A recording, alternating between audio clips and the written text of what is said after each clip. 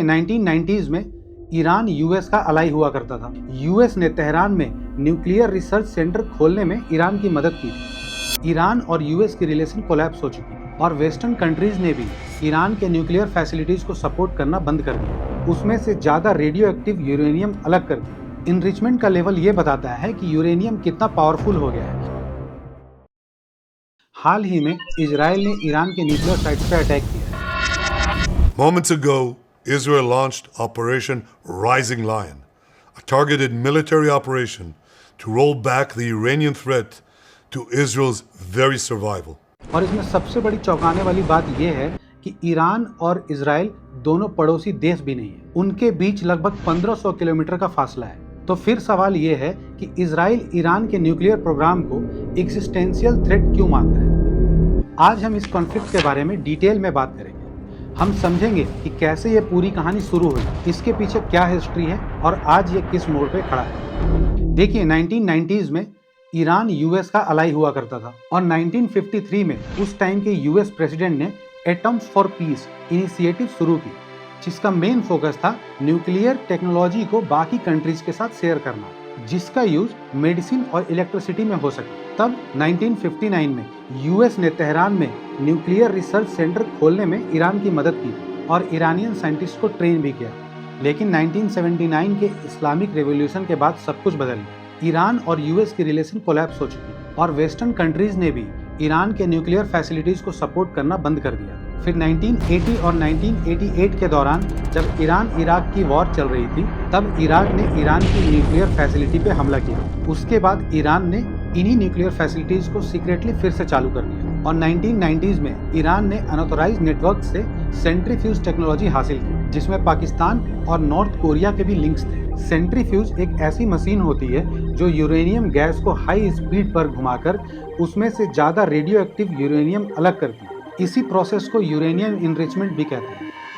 Enrichment का level ये बताता है कि यूरेनियम कितना पावरफुल हो गया है और किस किस काम में आ सकता है। देखिए, इलेक्ट्रिसिटी जनरेट करने के लिए 3 to 5% का इनरिचमेंट काफी होता है और रिसर्च या मेडिकल रिएक्टर्स के लिए 20% तक का इनरिचमेंट किया जाता है और न्यूक्लियर वेपन्स बनाने के लिए 90% या उससे ज्यादा तक यूरेनियम को इनरिच किया जाता है।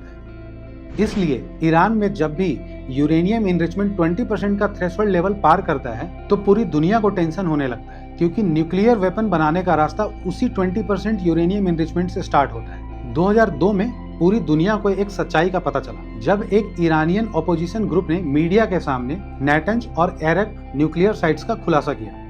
इसके बाद IAEA international atomic energy agency की इंस्पेक्शन टीम ने भी वहां जाकर उन साइट्स को कंफर्म किया। 2003 के आसपास जब इंटरनेशनल प्रेशर बढ़ने लगा, तब ईरान ने अपने न्यूक्लियर डेवलपमेंट प्रोग्राम को ऑफिशियली बंद कर दिया। लेकिन एक्सपर्ट्स के मुताबिक ईरान ने इन प्रोजेक्ट्स को कम्प्लीटली बंद नहीं किया था और कुछ एक्टिविटी छुपाकर कंटिन्यू रखी, ताकि वेपन डेवलपमेंट के लिए जरूरी साइंटिफिक नॉलेज और एक्सपर्टाइज प्रिजर्व की जा सके। और इंटरनेशनल न्यूक्लियर एग्रीमेंट के तहत आपको न्यूक्लियर साइट्स की पूरी जानकारी IAEA को देनी पड़ती है। लेकिन ईरान ने बहुत सारी न्यूक्लियर फैसिलिटीज को सीक्रेटली शुरू कर दिया और फिर 2009 में फोर्दो का खुलासा हुआ, जो एक अंडरग्राउंड इनरिचमेंट साइट थी जिसे एयर स्ट्राइक से बचने के लिए बनाया गया था। इसके बाद ईरान पर जबरदस्त इंटरनेशनल प्रेशर बनाया गया और फिर UN ने भी ईरान पे कई सैंक्शंस लगाए। फिर 2015 में ईरान ने इन्हीं इंटरनेशनल कंसर्न्स को एड्रेस करने के लिए एक एग्रीमेंट साइन की, JCPOA यानी joint comprehensive plan of action. ये डील ईरान ने जर्मनी और UN के 5 permanent member US, UK, France, Russia और चाइना के साथ। इस डील के तहत ईरान ने अपनी न्यूक्लियर एक्टिविटीज को कम करने का वादा किया और बदले में उस पर लगे सैंक्शंस को हटाया। JCPOA ने ईरान के यूरेनियम इनरिचमेंट कैपेबिलिटीज को ड्रास्टिकली कम कर दिया, जिससे ईरान का ब्रेकआउट टाइम यानी एक न्यूक्लियर वेपन बनाने के लिए हाईली इनरिच्ड यूरेनियम को इकट्ठा करने का टाइम बढ़कर कम से कम 1 साल का हो गया। इस डील में IAEA की तरफ से 24 आवर्स सर्विलेंस भी शामिल थी, ताकि ईरान पहले जैसी कोई भी हिडन न्यूक्लियर एक्टिविटी ना कर सके। लेकिन 2018 में प्रेसिडेंट ट्रंप ने JCPOA से ऑफिशियली विड्रॉ कर लिया। ट्रंप का कहना था कि ये डील ईरान को परमानेंटली न्यूक्लियर वेपन बनाने से नहीं रोक सकती। विथड्रॉल के बाद US ने ईरान पे फिर से टफ सैंक्शंस लगाए और एक मैक्सिमम प्रेशर कैंपेन लॉन्च किया।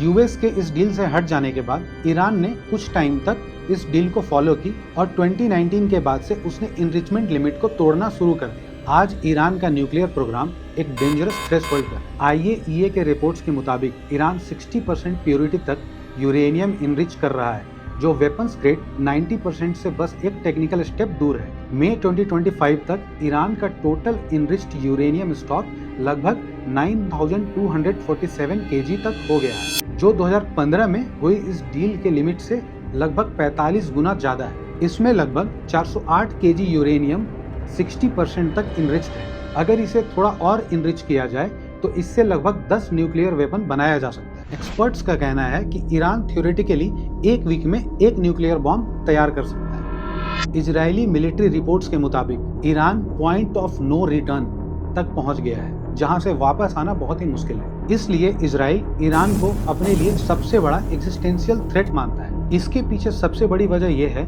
कि ईरान हिजबुल्ला और हमास जैसे एंटी इजराइल मिलिटेंट ग्रुप को सपोर्ट करता है और ईरान ने कई बार इजराइल को वर्ल्ड मैप से मिटाने की बात भी कही है।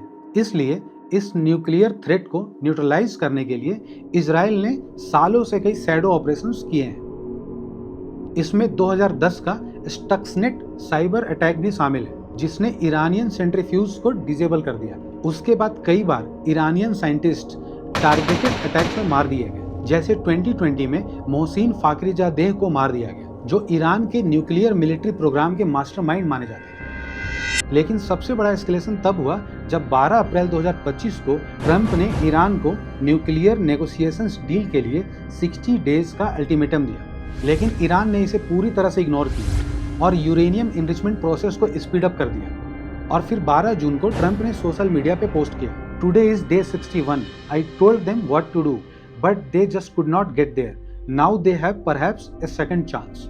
देखिए, ईरान के सामने न्यूक्लियर वेपन्स बनाने को लेकर डिप्लोमेसी हमेशा से फेल होती आई है और इसी के अगले दिन 13 जून को इजराइल ने ऑपरेशन राइजिंग लायन लॉन्च किया, जिसमें ईरान के नेटंज, फोर्दो और इस्फहान न्यूक्लियर साइट्स को टारगेट किया। देखिए, ये अब सिर्फ इजराइल और ईरान के बीच का कॉन्फ्लिक्ट नहीं रहा, ये कॉन्फ्लिक्ट ग्रेजुअली एक रीजनल वॉर की तरफ बढ़ रहा है, जिसका असर मिडिल ईस्ट के स्टेबिलिटी, ग्लोबल ऑयल सप्लाई और वर्ल्ड इकोनॉमी पे डायरेक्टली पड़ सकता है। तो ये थी ईरान के न्यूक्लियर वेपन बनाने के पीछे की पूरी कहानी। अगर आपको ये वीडियो इन्फॉर्मेटिव लगा हो तो इस वीडियो को लाइक करें, कमेंट में अपने ओपिनियंस जरूर बताएं और अपने दोस्तों के साथ शेयर करें। ऐसे ही डीप और सिंप्लीफाइड इन्फॉर्मेटिव वीडियो के लिए चैनल को सब्सक्राइब करें। मिलते हैं अगली वीडियो में। धन्यवाद।